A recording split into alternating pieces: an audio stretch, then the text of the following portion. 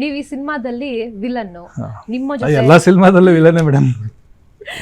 So ಈ ಸಿನಿಮಾದಲ್ಲಿ villain ಆಗಿರುವಂತದ್ದು, ಜೊತೆಗೆ ಅರವಿಂದ್ ಬೋಳಾರ್ ಇರ್ಬೋದು, ಜೊತೆಗೆ ಇವರು ಯಾರು ನವೀನ್ ಡಿ ಪಡೀಲರ್ ಇರ್ಬೋದು, ಅವ್ರದ್ದೆಲ್ಲ ಕಾಮಿಡಿಯಾಗಿ ಹೋಗುತ್ತೆ ಸರ್ ಸಿನಿಮಾದಲ್ಲಿ.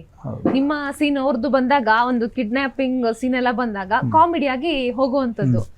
ನಿಜವಾಗ್ಲೂ ವಿಲನ್ ಆಗಿ ಅಂದ್ರೆ ಒಂದು ಗತ್ತು ಗಾಂಭೀರ್ಯದಲ್ಲಿ ಇರೋ ಕಷ್ಟ ಆಯ್ತಾ ಅಂತ ಯಾಕೆಂದ್ರೆ ನಾವು ಅರವಿಂದ್ ಅವರು ಮತ್ತೆ ನವೀನ್ ಅವ್ರನ್ನ ಸ್ಕ್ರೀನ್ ಅಲ್ಲಿ ನೋಡಿದಾಗಂತೂ ಸಿಕ್ಕಾಪಟ್ಟೆ ಹಾಕ್ಬಿಡ್ತೀವಿ. ಡೈಲಾಗೇ ಹೇಳೋದ್ ಬೇಡ, ಅವ್ರ ಸ್ಕ್ರೀನ್ ಅಲ್ಲಿ ನೋಡಿದ್ರೆ ನಗು ಬರುತ್ತೆ. ಹೌದು ಹೌದು, ಇಲ್ಲ ಕಷ್ಟ ಅಂತಲ್ಲ, ಬಟ್ ಏನಂದ್ರೆ ಕಟ್ ಅಂದ ತಕ್ಷಣ ನಗ್ಬಿಡ್ತಾ ಇದ್ವಿ ಎಲ್ಲರೂ.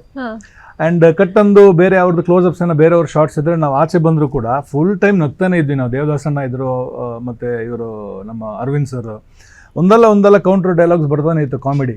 ಸೊ ಫುಲ್ ಸೆಟ್ಟಲ್ಲಿ ಫುಲ್ ಡೇ ನಗೋದೇ ಕೆಲಸ. ಶಾರ್ಟಿಗೆ ಬಂದರೆ ಇದು ಶಾರ್ಟ್ ಕ್ಲಿಯರ್ ಮಾಡೋದು, ಕಟ್ ಅಂದ ತಕ್ಷಣ ನಗೋದು ಮತ್ತೆ.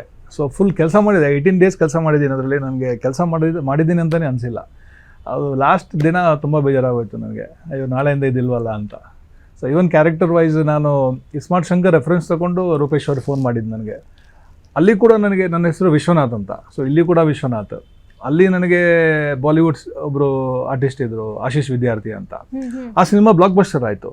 ಇಲ್ಲಿ ಇನ್ನೂ ದೊಡ್ಡ ಸ್ಟಾರ್ ಇದ್ದಾರೆ, ಸುನಿಲ್ ಶೆಟ್ಟಿ ಇದ್ದಾರೆ. ಇಲ್ಲಿ ಕೂಡ ನಾನು ಪೊಲಿಟಿಷಿಯನ್ ವಿಶ್ವನಾಥ್. ಸೊ ಇದು ಸೂಪರ್ ಡೂಪರ್ ಬ್ಲಾಕ್ ಬಸ್ಟರ್ ಆಗುತ್ತೆ. ಇನ್ನು ಆಲ್ರೆಡಿ 70% ಆಗಿದೆ, ಇನ್ನೊಂದು 30% ಆಗುತ್ತೆ ಅಂತ ನಂಬಿಕೆ.